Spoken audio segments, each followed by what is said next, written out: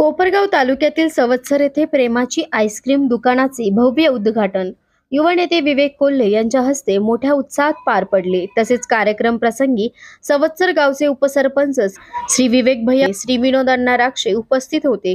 या सोहळ्याला परिसरातील नागरिकांनी मोठी हजेरी लावली होती।